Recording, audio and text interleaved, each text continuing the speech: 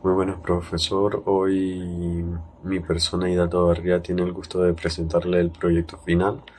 Como primer punto tenemos los antecedentes de delito durante la época colonial, el siglo XIX, época de la República de 1903 hasta la evasión, época de la dictadura hasta la invasión, época denominada democrática y 1990 hasta nuestros días actuales. En la época colonial, a inicios de la conquista de América, se tuvieron que implementar ciertas sentencias a conductas que estaban en contra del orden y el gobierno. Ya aplicado este sistema de sentencia tanto para los indígenas como para los occidentales mediante un control en el que era la conducta de las personas. Este control se mantenía más para que no hubiera un desorden y siguieran leyes. La pena de muerte durante la colonia del siglo XVI. Durante los primeros años de la colonia, el derecho castellano se trasplanta integralmente a América, aunque también va surgiendo el derecho indiano. De esta forma quedaban uno supletorio del otro. La Inquisición y la Hermandad Nueva o Santa Hermandad, pasando la primera de ellas a América. Entre las diversas penas o a imponer por los distintos delitos era muy común la aplicación de la máxima sentencia, o sea, la muerte. En este proceso ha llegado a algunos autores a definir este derecho penal de esta época como heterogéneo, caótico, generador de desigualdades, riguroso, cruel y arbitrario. Es decir, un punitivo incluto y ciegamente recíproco. Este sistema de ejecución de la pena capital era de formas distintas a cada una de ellas. Podían aplicarse de forma distinta, pero principalmente existían tres, las cuales eran horca, decapitación o degüello y hoguera. La hoguera se solía aplicar para delitos de carácter religioso, sexual y falsificación de monedas.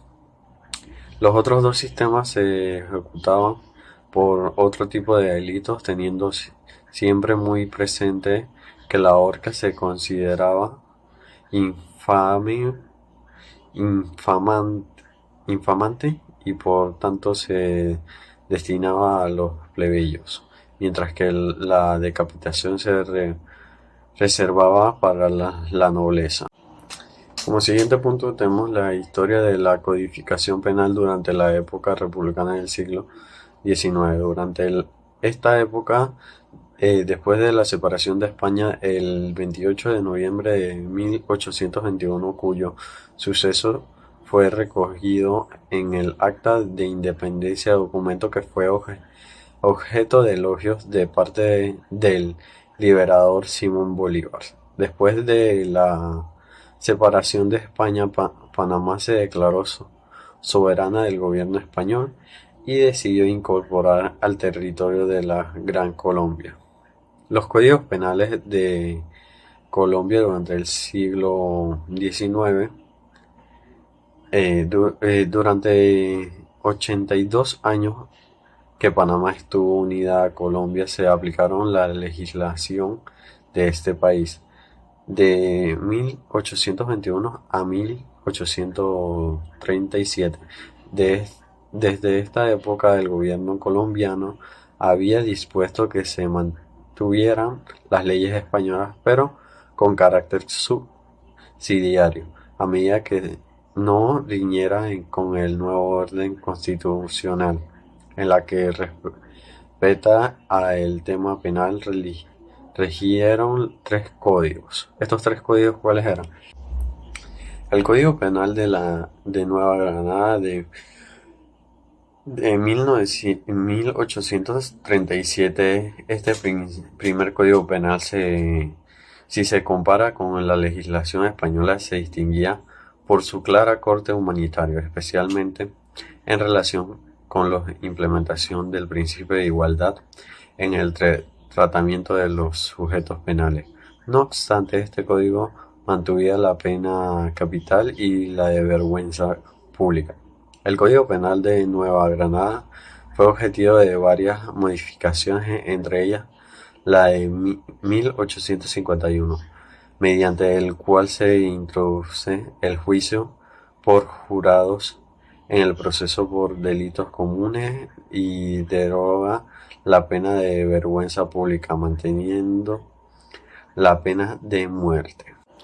El Código de los Estados Unidos de Colombia de 1873. Este código se inspiró en la Constitución de Río Negro de 1863, de corte liberal, y por ello el nuevo ordenamiento jurídico penal incorporó la inviolabilidad de la vida humana y erigió en bienes jurídicos tutelados de libertades de imprenta religiosa, profesional, entre otros. Como tercer punto, este Código Penal colombiano de 1890 y 1888, el jurista panameño Demetrio Porras, quien formaba parte del Consejo de Estado de Colombia, elaboró un proyecto de Código Penal que solo comprendía la parte general y que corregía en forma científica las tendencias contemporáneas del positivo. El Código de 1890 tiene especial importancia para nuestro país porque el mismo, tal como se anotó antes, siguió rigiendo en la materia penal con posterioridad a la fecha de nuestra separación de Colombia, extendiéndose su vigencia hasta 1916. Este código se componía del 911 artículo divididos en tres libros. El primero refería a los delitos, delincuencias y penales en general. El segundo se ocupaba de los delitos que afectaban a la nación o a la sociedad que fuese cometida por empleados públicos, y en el tercer libro trataba de los delitos contra la particularidad y sus penas. Como siguiente punto vemos la época republicana de 1903 hasta 1970. A partir del 3 de noviembre de 1903 se inicia para Panamá el periodo republicano, y entre las preocupaciones de los gobernantes era el periodo prioritario de la organización previsional de la República y la fase de transición legislativa, por lo que se dispuso aprobar la vigencia de las leyes colombianas que estuvieron en vigor promulgarse la Constitución, en cuanto no se opusieran a ella ni a las leyes que expedían la República de Panamá. El interés por el proceso de codificación se puso de manifiesto desde el comienzo de la República, y de ello dan cuenta los distintos disposiciones que se expedían en ese sentido. Así, en vías del ejemplo, podemos mencionar el Decreto 4 del 21 de noviembre de 1903. Creó dos comisiones de abogados presididas por el Ministerio de Justicia, a las que se encomendó la elaboración de los proyectos de Código Civil y Judicial a una, y la de Códigos de Comercio, Minas y Penal a la otra. Los comisionados eran Inocencio Gavilán, Abraham Jesurín y Juan A. Enrique. Como redactores del Código Penal. Esta comisión tenía un plazo de 2 meses para completar su labor. Como era la esperanza, dando lo complejo y extensión del trabajo, la comisión no pudieran llevar a cabo las misiones asignadas. Como vimos en esta época, dada que a medida Panamá se separaba, no contaba con algunas ciertas leyes y como vemos, profesor, tenían que crear leyes y 2 meses para crear leyes que beneficiaran a Panamá. En esa época diría yo que les costó bastante crear esas leyes que funcionaran. En la virtud de esto anterior mencionado, el 4 de mayo de 1904 se dictó la Ley 37, mediante la cual se autorizó al presidente de la República para que nombrara una comisión permanente, integrada por 3 ciudadanos idóneos a fin de que se encargaran de la redacción de los códigos del país. El comisionado fue el doctor Belisario Porras para que elaborara los códigos judiciales y penales. 3 años después, mediante el decreto 136 del 12 de noviembre de 1907, se otorgó un plazo fatal para la entrega de los códigos al origen ejecutivo, lo que tampoco dio los resultados esperados, y por ello el 26 de septiembre de 1913 dictó el decreto 127 que creó una comisión codificadora conformada por destacados juristas del país. En los que se refería al Código Penal se expidió la Ley 49 del 29 de diciembre de 1914 que señalaba 4 principios fundamentales que debían servir la directrice a la nueva legislación, cuya tema era inviolabilidad de la vida humana,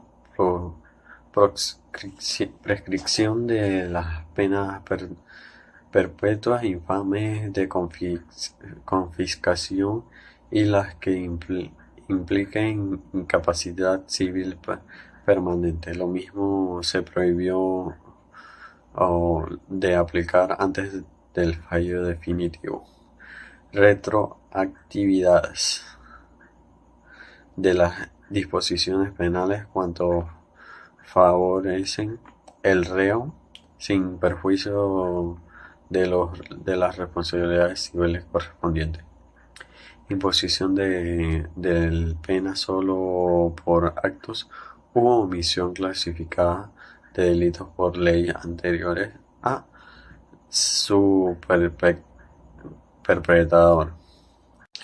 El Código de 1916, con base en los principios contenidos en la Ley 49 de 1914, el magistrado hondureño Ángel Ugarte elaboró el proyecto del primer Código Penal, más conocido como el Código de 1916, el cual fue aportado junto a los códigos civiles, judiciales, fiscales, de comercio y de minas, mediante la Ley 2 del 22 de agosto de 1916, con una vacatio legis de un año.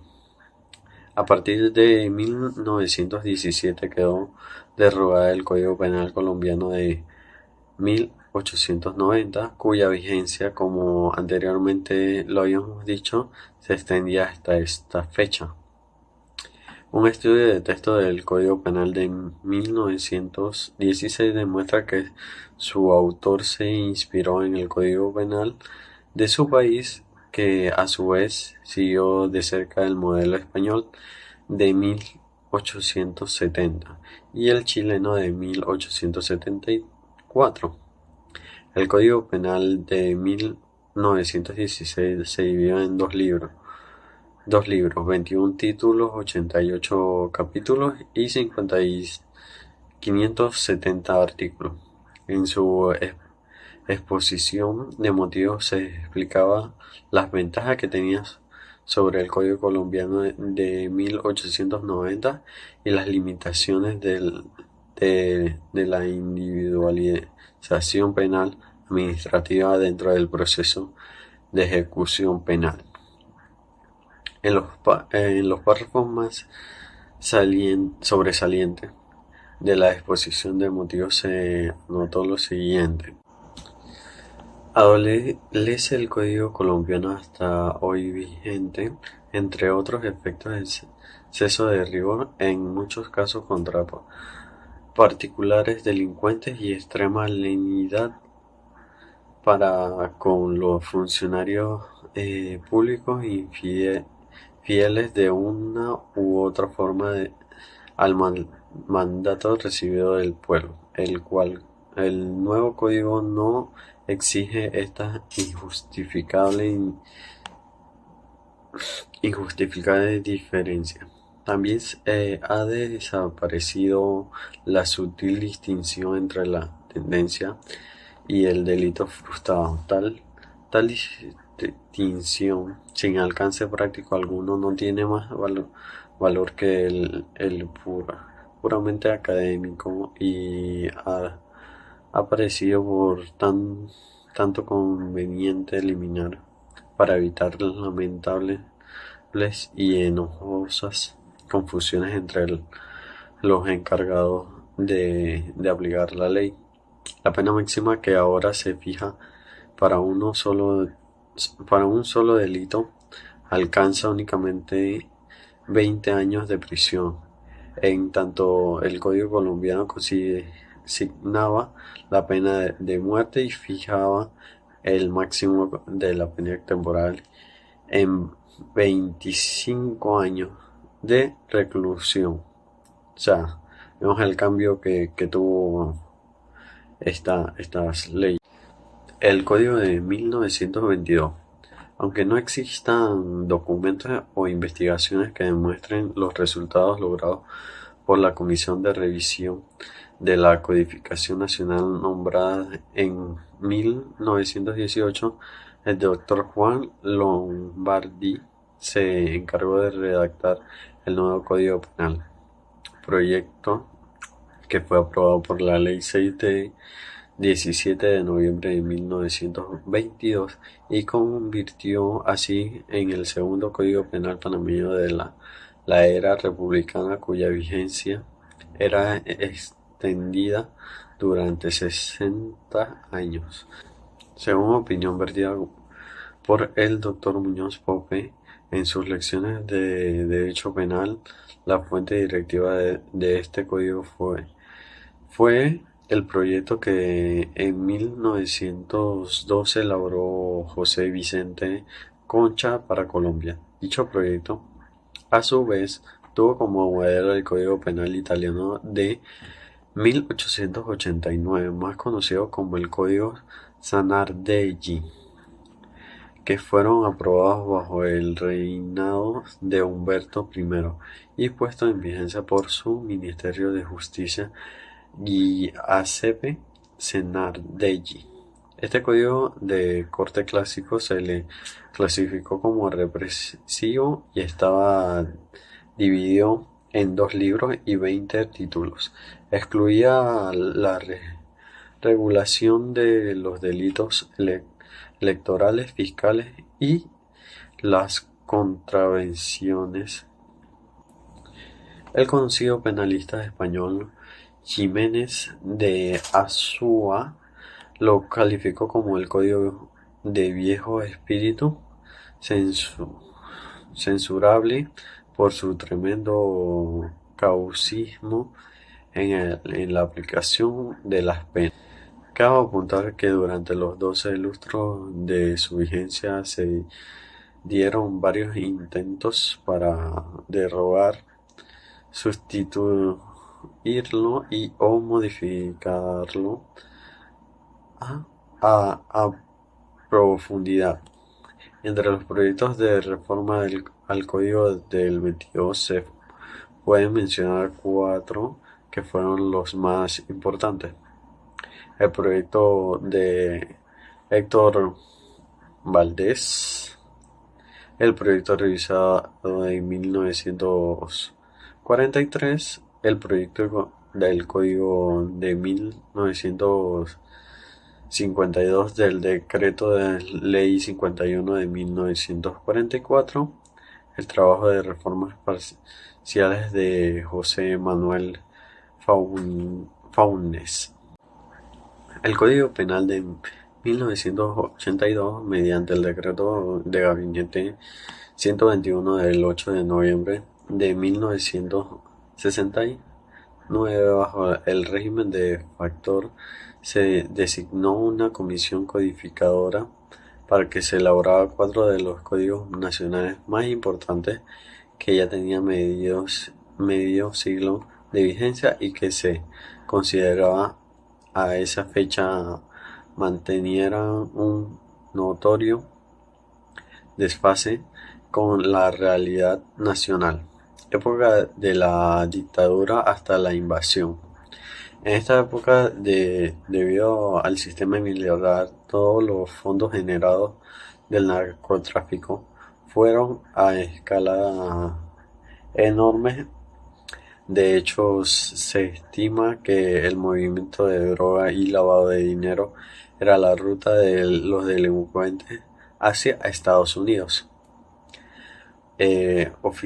Oficiales de la BNMDD, antecesores del Brute Enforcement Administrativo o DEA, sospechaba que el general panameño era parte de esa red dedicada al narcotráfico.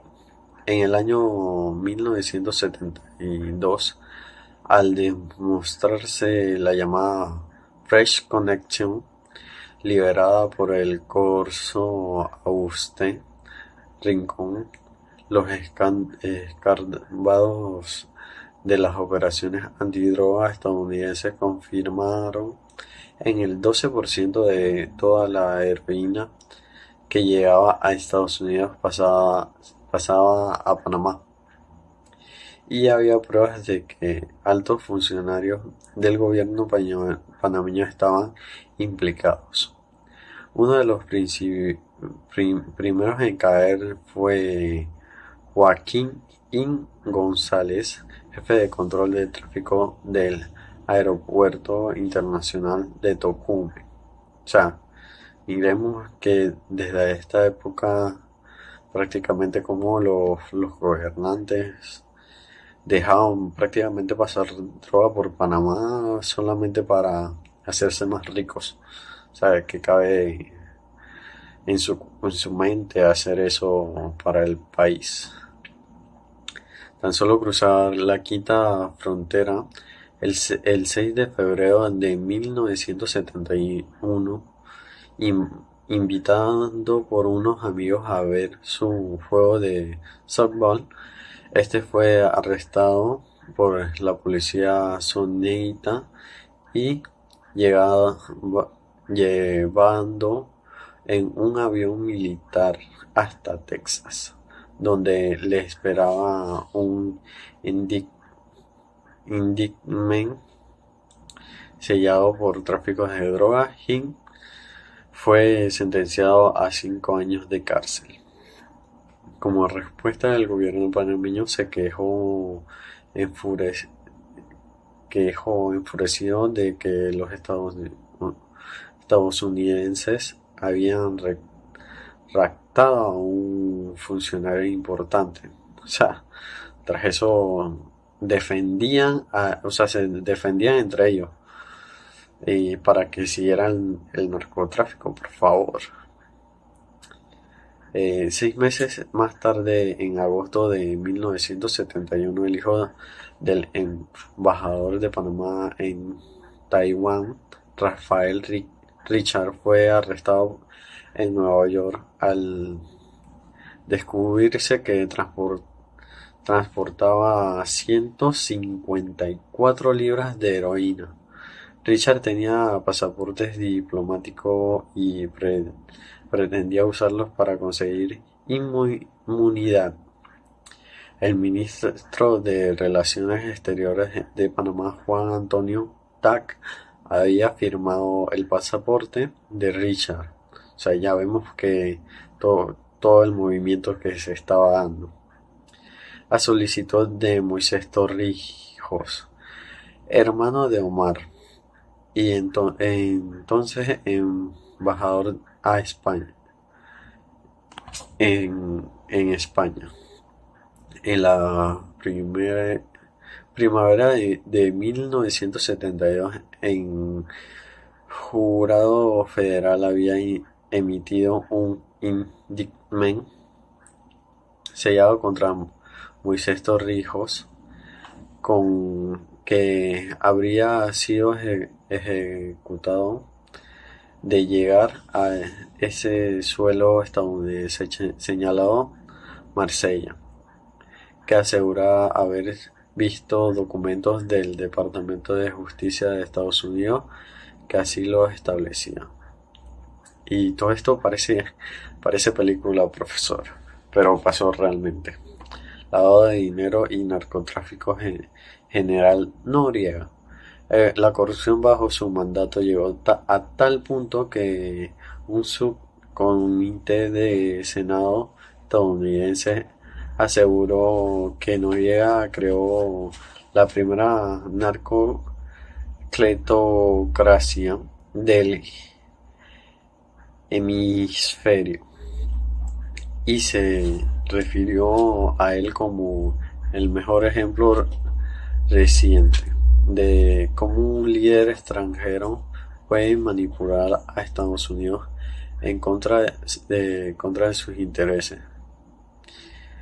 Criado en el duro barrio capital de San Felipe, muy cerca de la zona canal, controlada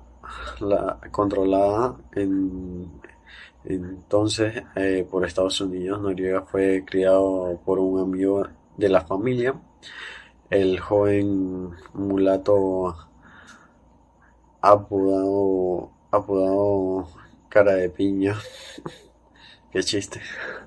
Por un severo acné juvenil que le dejó la cara plagada de cicatrices. Era pobre pero astuto. Con ayuda de un hermano se unió a los militares y logró graduarse en la Escuela de las Américas de Estados Unidos, considerado un grupo de derechos humanos como una escuela de dictadores. Sabemos que esta persona, a pesar que era humilde, tenía un manejo incondicional de su inteligencia. ¿Y por qué tuvo que hacer todo esto? O sea, ¿por qué no lo pudo prácticamente hacer a Panamá más fuerte y no llevarse por el dinero? A principios de la década de 1970, Noriega comenzó a colaborar a sueldo con la CIA, permitiendo instalar puestos de escucha en Panamá y utilizar el país como base para ayudar a las fuerzas proestadounidenses contra el guerrillas izquierdistas en El Salvador y Nicaragua. Noriega utilizó esa información para manipular tanto a sus jefes panameños como estadounidenses para su propio beneficio, que incluía impulsar un floreciente negocio del narcotráfico. O sea, el man era un astuto para prácticamente ganar dinero sucio. Noriega se convirtió en gobernante de facto de Panamá en 1983, 2 años después de la muerte de Torrijos y un accidente de helicóptero. Para ese entonces ya trabajaba con capos colombianos de la droga a cambio de millones de sobornos. Aunque los funcionarios estadounidenses sabían de su operación criminal desde 1978 y para 1983 tenía suficiente evidencia en contra de Noriega. Según testimonios oficiales, Washington no actuó porque Panamá era visto como un cortafuegos frente al avance del comunismo en Centroamérica durante la Guerra Fría. Como vemos, esta persona que era militar, cómo se dejó influenciar solamente por el dinero. O sea, estaría bien que con esa misma ansia ayudara al pueblo, o sea, con su inteligencia, pero lo que hizo fue introducir lo que era el narcotráfico, lavado de dinero, drogas, y a raíz de esto podemos ver que esta persona salió hasta en videojuegos y utilizaron su imagen porque fue un punto de quiebre para Panamá. Y como vemos en esa época, los, los, los políticos y los encargados de dirigir el país, cómo se dejaron influenciar simplemente por el dinero y no por el beneficio de cubrir a Panamá y proteger a las personas de Panamá. Y, y eso me causa un poco de rabia porque a medida de esto y con las leyes que tenían no era suficiente para las, para las personas. Y como vemos, solamente fue condenado pocas personas en esa época y había muchas involucradas. Y creo que hasta ni el sol de hoy se dieron a la luz de esas tantas personas que estuvieron involucradas y que después de esto siguieron desarrollando su mandato, o sea, porque no se realizó una investigación y se sacaron a estas personas. En Panamá se lavan 2 millones por año. Como punto 4, en Panamá se evaden 4 millones por año, esto según Alvarado. Como punto 5, el presupuesto actual es de 25.294.8 millones de dólares. Este se gasta en servicios personales como lo son planilla, seguridad social, servicios no personales, servicios básicos de luz, agua, telefonía, internet, alquileres, publicidad y otros. Materiales y suministros, maquinarias y equipos, inversiones financieras, gastos por adquisición bien inmueble, valores de crédito, acciones entre otros. Transferencias corrientes, pensiones, indemnizaciones, subsidios, transferencias a instituciones y personas. Servicios de la deuda. Este grupo de gastos se derivan de las obligaciones del sector público en concepto de amortizaciones, intereses, comisiones en concepto de préstamos. Asignaciones globales.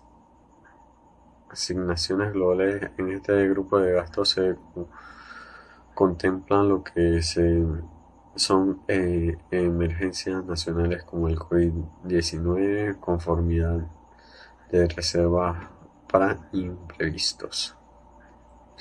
Inversiones. En este grupo de gastos son carreteras, hospitales, investigación y desarrollo, becas, entre otros. Como punto 6, el PIB ha crecido un 15.3% en el año 2021 a comparación del 2020.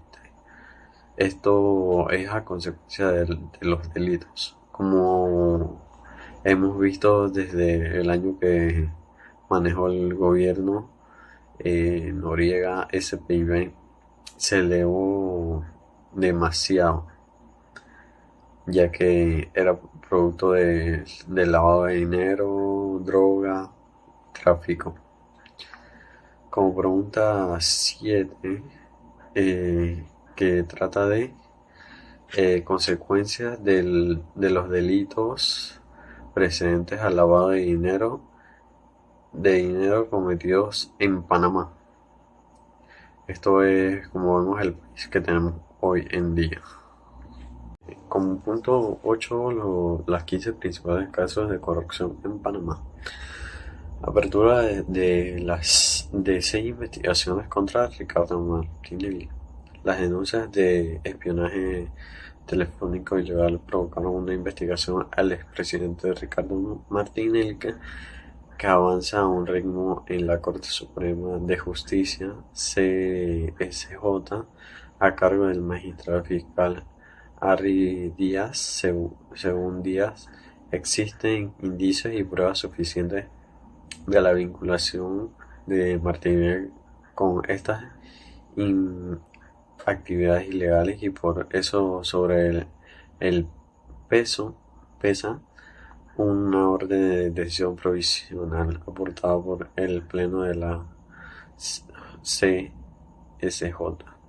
Además, Martinelli enfrenta otros 5 casos por lo puesto coimas por el contrato de cobranza del mismo para recaudar impuestos morosos para la Autoridad Nacional de Ingresos Públicos, ANIP. Otro por la compra de granos a través de programas de ayuda nacional, PAN. Además, un expediente que nació por una denuncia de su Superintendencia de Mercado de Valores por el uso de información confidencial y otras irregularidades detectadas en Financial Pacific. También es investigado por corrupción relacionada con el contrato de la comida deshidratada contra a través del PAN. Igualmente se admitió una investigación por la expedida de 353 indultos. El pichazo telefónico ilegal. Los ex secretarios de Consejo de Seguridad Alejandro Garús y Gustavo Pérez cumplen detención previamente en Renacer, aunque Garús lleva varios días recluido en el hospital privado por problemas cardíacos. Ambos fueron llamados a juicio al pasado mes de agosto por el juez 16º penal Enrique Pérez. Igual suerte corrieron los funcionarios del Consejo de Seguridad Ronnie Rodríguez y William Spitty, quienes están prófugos desde enero pasado, cuando inició la investigación. El juicio final será del 7 al 18 de marzo del 2016 por evasión del secreto y decreto a la intimidad. Condena de Moncada Luna, que fue un magistrado de la CSJ que vendía fallos. Escándalo de Financial Pacific, coimas de cobranza del Istmo, detención de Mulino, comidas deshidratadas, la del PAN, arresto de Paulette Morales, detención por sistemas de riesgo de Donosí, más investigaciones a Rafael Guardia realizadas al director del PAN. Rafael Guardia alcanzó a sus familiares y sus 3 hijos frente a cargos por blanqueo de capital. Otro, como 11 renuncias de Benavides presionado por investigación de exalcalde Don Bosco Vallarino. Grimaldo Córdoba condenado, Saus Lloren y Javier Díaz bajo cargo. Coimas de caso SAP. El ministerio inicia una investigación de oficio luego de que se conociera el puesto pago de coimas por parte de la empresa SAP de Estados Unidos para garantizar contratos millonarios para la instalación de programas de computadoras en la Caja de Seguro Social entre el 2009 y 2013.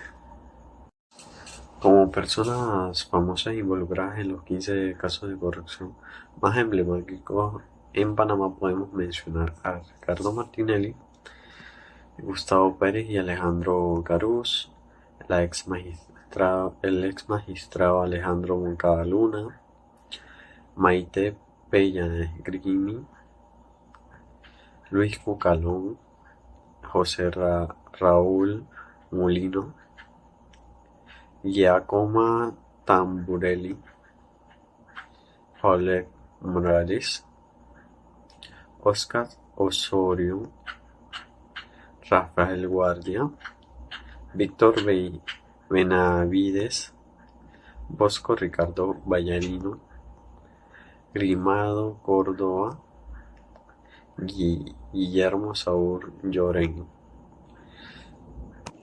y Vicente Guardo García. Como punto número 10, ¿por qué la justicia en Panamá no funciona?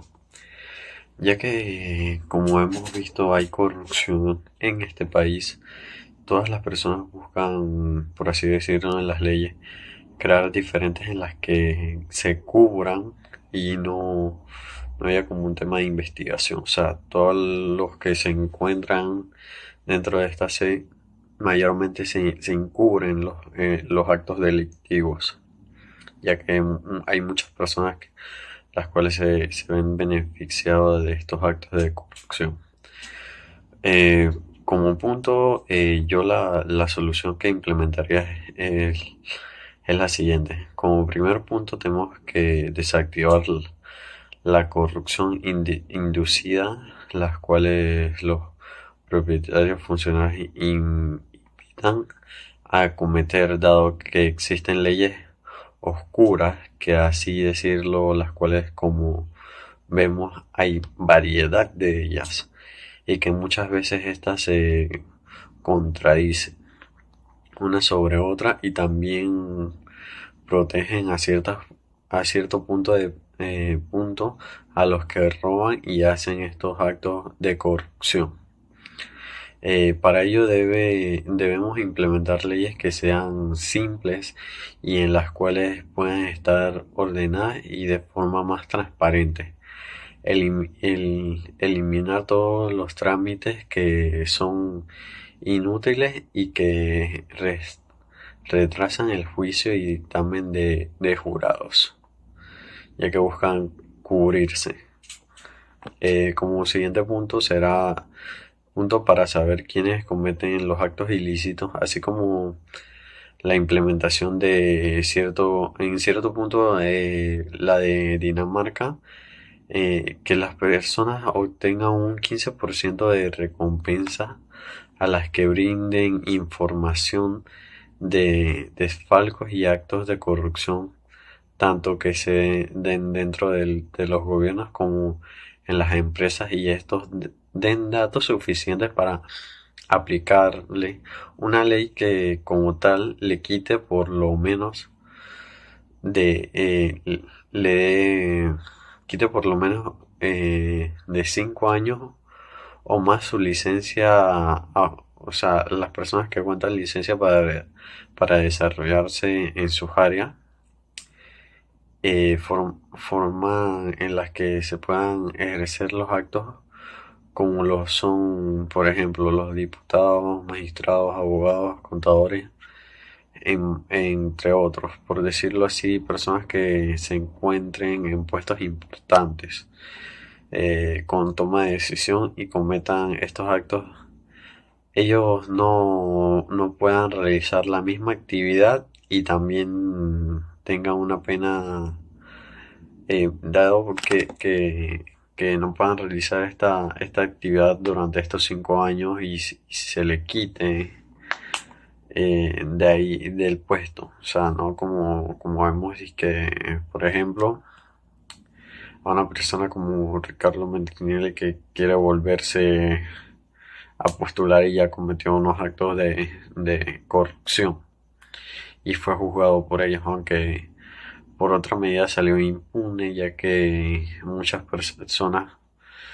se fueron beneficiadas de acto del lavado de dinero de esta persona. También como punto, brindarle una pena que diría yo que se daría de 5 años a 10, detenido por los actos realizados y la revocación del dinero, el cual es procediente de estos actos ilícitos y que no tiene justificación de ganancia de sueldo. También implementar la reducción de pena en las personas reducción de la pena a las personas las cuales den información de personas que se encuentran involucradas en estos actos. Esto es para que se puedan capturar a las personas de alto rango que, por así decirlo, son la cabeza de este monopolio, las cuales cometen la corrupción.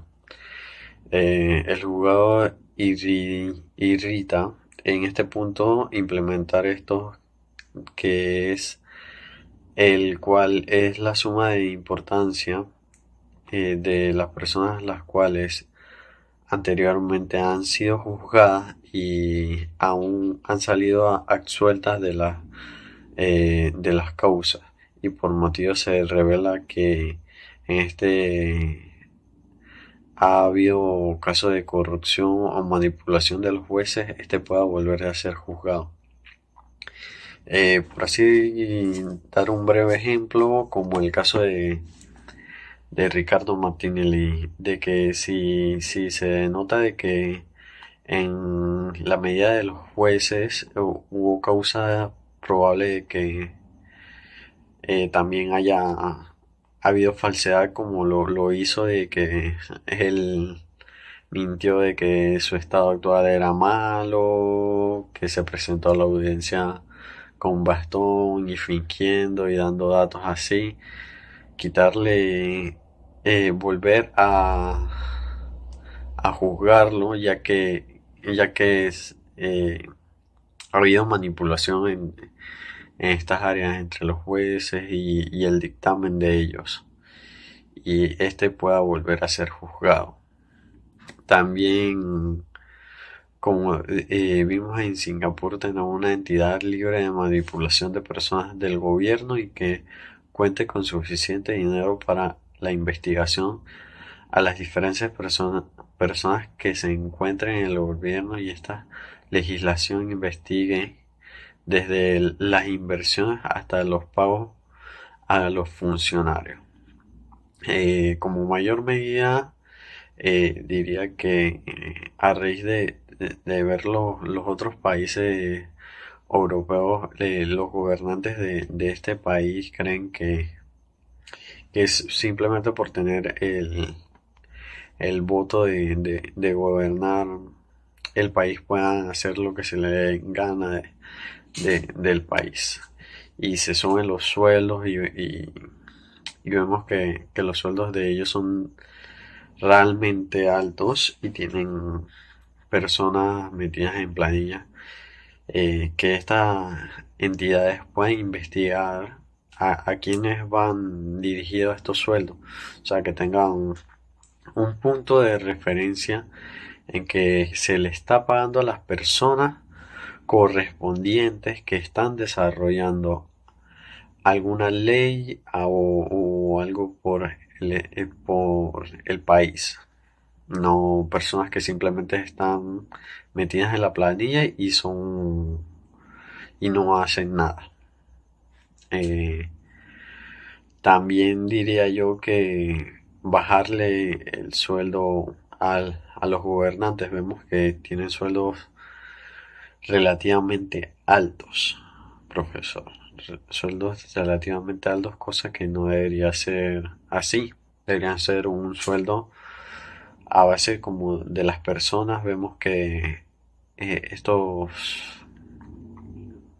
diputados tienen autos y beneficios, que estos beneficios ya no cuenten con ellos para que no se sientan como los reyes y dueños que pueden implementar alguna ley y luego al momento en que son investigados se salgan con la suya y salgan millonarios, como hemos visto los casos, que solamente cumplen cierta cantidad de tiempo y al final se salen con la suya.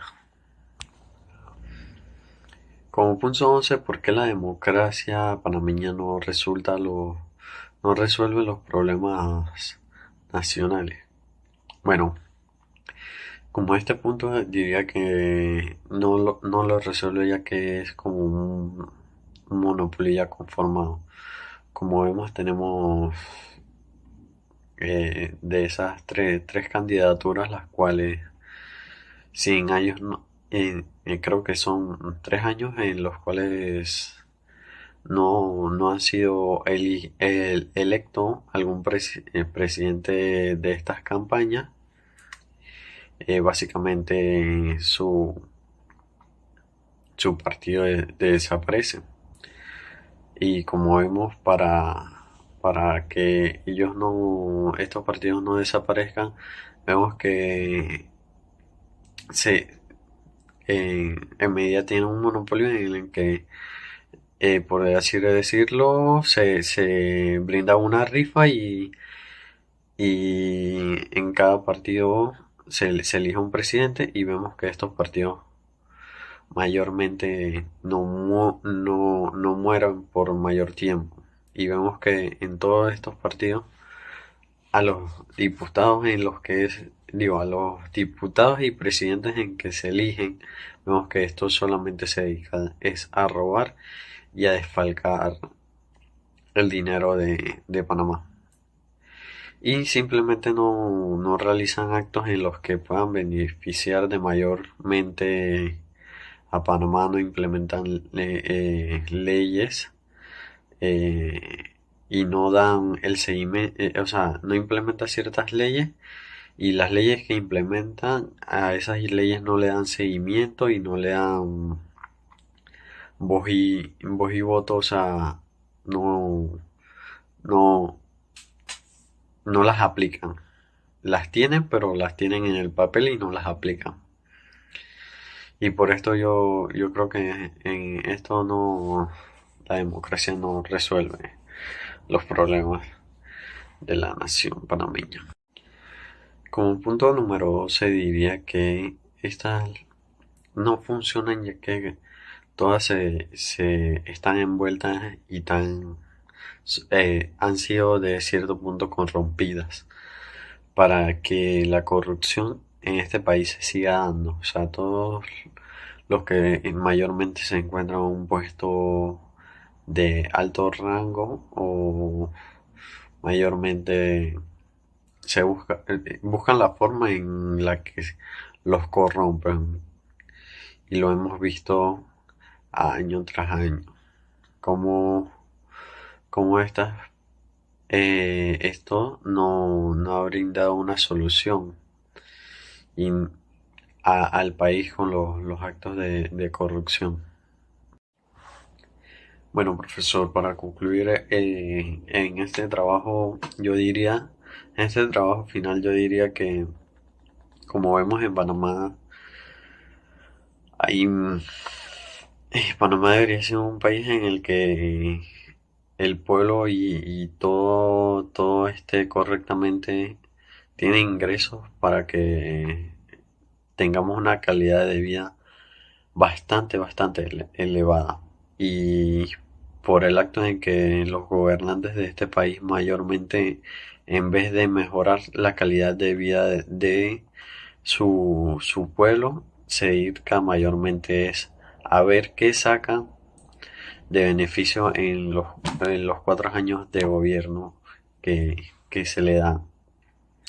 Y por esto yo diría que es de cierto punto injusto para el pueblo que estas personas roben y salgan mayormente libres y con dinero en sus bolsillos y no tengan una pena de cárcel ni que le quiten los ingresos cometidos por estos actos de corrupción y ellos mismos puedan seguir ejerciendo esta profesión después de realizar estos actos de corrupción, profe. Bueno, con este punto yo diría que termino mi trabajo final.